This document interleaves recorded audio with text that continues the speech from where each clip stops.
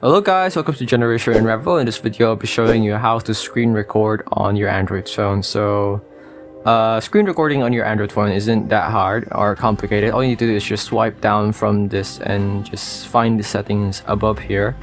And as you can see, the screen record button is already here. For most phones, it is usually found in this part.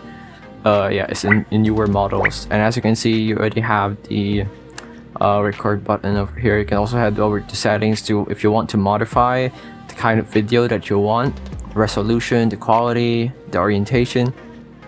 But yeah, if you want to record video, all you need to do is just click on the red button, as you've always done in many other devices to record videos. And that is how I'm actually recording right now. If you want to stop, just click on stop. It could be varying, or like the buttons or the user interface could be different depending on the phone that you are using, but most of the time it's quite similar. You just need to familiarize yourself with it. But that is how you record you screen record your phone on Android.